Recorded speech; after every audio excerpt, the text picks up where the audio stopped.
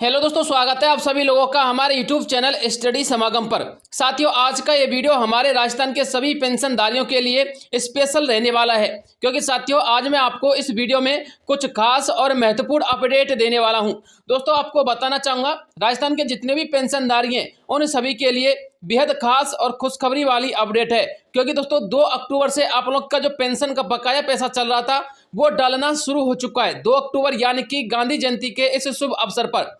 लेकिन साथियों, पेंशन योजना में एक बहुत बड़ा बदलाव भी किया गया है। दोस्तों, पेंशन की इस प्रक्रिया में क्या बदलाव किया गया है और इसको लेकर क्या अपडेट आ रही है, पूरा डिटेल इस वीडियो में बताने वाला हूं। बस वीडियो में अंत तक बने रहना। छोटा सा वीडियो है पर आप लोगों के लिए बेहद काम की इंफॉर्मेशन देने वाला हूं। साथियों, सबसे पहले तो आपको बताना चाहूंगा राजस्थान पेंशन योजना के अंतर्गत ये तो आप लोगों को पता ही है कि 1000 से लेकर 1150 रुपए का पेमेंट आपको मिलता है। और साथियों, 1150 रुपए में 15% की बढ़ोतरी आपको अप्रैल और मई 2025 के अंतर्गत देखने को मिल जाएगी। यानी कि आपको अप्रैल मई के अंतर्गत लगभग 1400 के आसपास का पेमेंट देखने को मिलेगा सभी पेंशनधारियों के लिए। लेकिन दोस्तों, सबसे महत्वपूर्ण अपडेट आज मैं आप लोगों के लिए बता देता हूं। यह साथियों दैनिक भास्कर की अपडेट है और जयपुर से खास अपडेट आई है हमारे सामाजिक पेंशनधारियों के लिए। आपको बताना चाहूंगा सामाजिक पेंशन अब ग्राम सभा से अनुमोदन के बाद ही रोकी जा सकेगी। यह अपडेट दोस्तों मैंने आपको सुबह के वीडियो में भी डाली थी। यदि आप लोगों ने नहीं देखी है तो आप लोग अब इसको पढ़ लीजिएगा। आपको बताना चाहूंगा राज्य सरकार ने सामाजिक पेंशन मामलों में नई नीति जारी की है। नई व्यवस्था के तहत अधिकारी अब अपनी मर्जी से पेंशनधारियों को मृत या फिर दूसरे राज्य में पलायन दर्शाकर पेंशन बंद नहीं कर सकेंगे। दोस्तों, ये तो इंपॉर्टेंट अपडेट है। ये एक और अपडेट आपको बताऊंगा, इसलिए आप ये मत समझना कि मैंने आपको इसको सुबह वीडियो में बता दिया था और इसी को अब रिपीट कर रहा हूं। दोस्तों, आपको जानकारी के लिए रिपीट कर रहा हूं, बल्कि एक और खास अपडेट मैंने आप लोगों के लिए इसमें बताई है। आप लोग थोड़ा सा इंतजार कीजिएगा। सामाजिक न्याय विभाग को पेंशन रोकने से पहले पंचायत समिति के विकास अधिकारी को संबंधित पेंशनधारियों की सूची भेजनी होगी।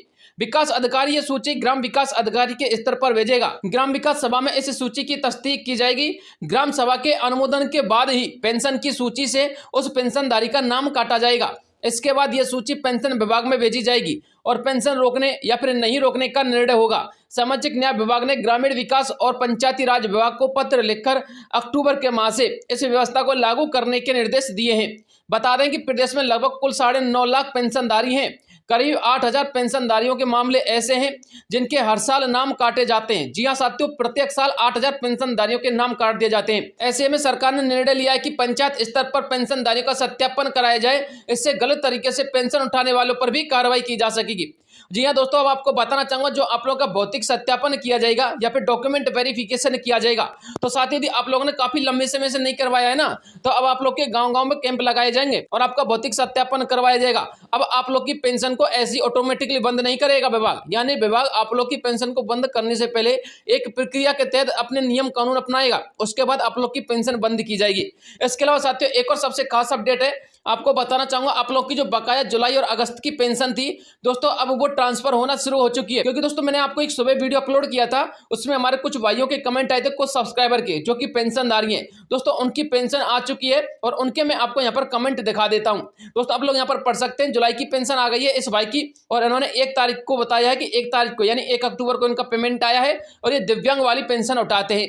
इसके अलावा एक और है, इन्होंने कहा है कि जुलाई की इनकी भी आ चुकी है। इसके अलावा आप लोग और भी देख सकते हैं, 1/10/2024 को यानी 1 अक्टूबर को पेंशन आई है। 1150 रुपये रात 11 बजे इनको ये पेमेंट प्राप्त हुआ है। इसके अलावा जुलाई की पेंशन इन भाई को भी मिली है, इनको भी 1 अक्टूबर 2024 को मिला है। यानी कि साथियों आप लोग के लिए पेमेंट 1 अक्टूबर से मिलना शुरू हो चुका है। और दोस्तों ये अपडेट मैंने आपको पिछले वीडियो में भी बताई थी। 1 से लेकर 7 अक्टूबर तक सामाजिक कल्याण अधिकारिता विभाग अपना साप्ताहिक दिवस मना रहा है और इसके अंतर्गत आप लोग की पेंशन ही ट्रांसफर की जाएगी। आप लोग के EKYC संबंधित कार्य, भौतिक सत्यापन संबंधित कार्य या फिर आप लोग के जितने भी बकाया कार्य चल रहे हैं पेंशनधारी के, वो सारे के सारे किए जाएंगे। और साथियों 1 अक्टूबर से आप लोग का पेमेंट भी प्राप्त होना शुरू हो चुका है। इसके अलावा आपको एक अपडेट और बता देता हूं, मैंने आपको पिछले कई वीडियो में बताया था हमारे कुछ पेंशनधारी ऐसे हैं जिनको जुलाई का पेमेंट प्राप्त हो चुका है। आप लोग यहां पर चेक कर सकते हैं साथियों। इन भाई के लिए जुलाई का जो अमाउंट है वो दोस्तों 13 सितंबर को ही प्राप्त हो चुका है। तो दोस्तों इस प्रकार से हमारे पेंशनधारी को पेमेंट आ भी रहा है, लेकिन कुछ पेंशनधारी को पेमेंट बकाया भी चल रहा है। तो दोस्तों आप लोग का भी आ जाएगा, बस थोड़ा सा इंतजार रखिएगा। बस 1 से लेकर 7 अक्टूबर तक आप लोग इंतजार कीजिएगा, कभी भी आपका पेमेंट ट्रांसफर किया जा सकता है। अब आप लोगों के लिए सबसे खास और महत्वपूर्ण अपडेट दे देता हूं। देखिए साथियों, ये जो अपडेट है ना, ये हमारे नए पेंशनधारियों के लिए है। यानी कि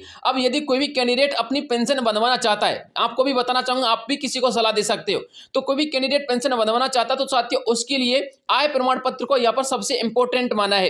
क्योंकि दोस्तों आप लोगों ने एक प्रकरण तो देखा होगा, नागौर वाला, वो प्रकरण आपको याद भी होगा। दोस्तों नागौर में हमारे कुछ ऐसे युवा कैंडिडेट थे जिन्होंने अपने डॉक्यूमेंटों में अपनी एज बढ़वा ली थी और आय की वजह से, यानी कि उनकी उम्र पूरी होने की वजह से उनको पेंशन मिल रही थी, लेकिन हकीकत में उनकी उम्र 25 से 30 वर्ष थी और डॉक्यूमेंट में उनकी उम्र 60 प्लस बोल रही थी। तो साथियों विभाग ने इस बात को थोड़ा सा अब सख्ती से ले लिया है, यानी विभाग जब कभी भी पेंशनदार की पेंशन मानेगा तो दोस्तों जो आप लोग का आधार कार्ड सबसे इंपॉर्टेंट होता है ना पेंशन के लिए, तो साथियों आधार कार्ड के अंतर्गत जो आप लोग की एज दर्ज होती है उस एज को अब मान्य नहीं करेगा। जी हाँ साथियों, यदि आप लोग कोई नई पेंशन बनवाओगे तो दोस्तों आप लोग के लिए अलग से एज प्रमाण पत्र यानी कि आयु सर्टिफिकेट बनवाना होगा। यदि आपके पास आयु प्रमाण पत्र नहीं है तो आप लोग की पेंशन नहीं बनेगी। अब साथियों आयु प्रमाण पत्र हमारे जो बुजुर्ग कैंडिडेट है वो किस प्रकार से बनाएंगे, वो साथियों विभाग तय करेगा, प्रक्रिया क्या रहेगी। क्योंकि दोस्तों ये तो आपको भी पता है, जो कैंडिडेट 60 वर्ष का हो चुका है उसने जब जन्म लिया होगा तो उस समय आयु प्रमाण पत्र और जन्म प्रमाण पत्र दोनों ही नहीं बनाए जाते थे। ये प्रक्रिया अभी शुरू हुई है दोस्तों। इसके लिए जो विभाग है ना वो नई प्रक्रिया निर्धारित करेगा कि किस प्रकार से आप लोग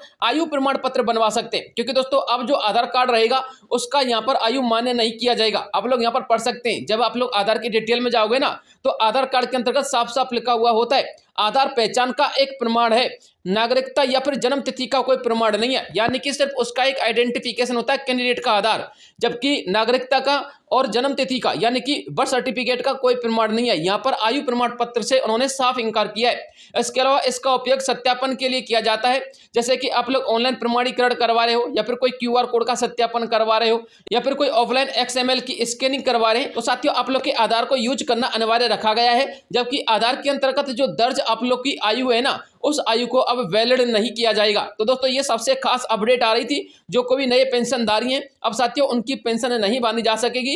इसके लिए आने वाले 1-2 महीने के अंतर्गत आयु प्रमाण पत्र प्रक्रिया के तहत जो आयु प्रमाण पत्र बनेगा वो साथियों आपको बनवाना होगा, तब जाके आप लोग पेंशन बनवा सकते हो। तो दोस्तों ये सबसे खास और महत्वपूर्ण अपडेट निकल के सामने आ रही थी पेंशनधारियों को लेकर। इसके अलावा यदि कोई नया अपडेट आएगा तो तुरंत वीडियो प्रोवाइड करवाऊंगा। मिलता हूं नेक्स्ट वीडियो में, तब तक के लिए जय हिंद जय भारत।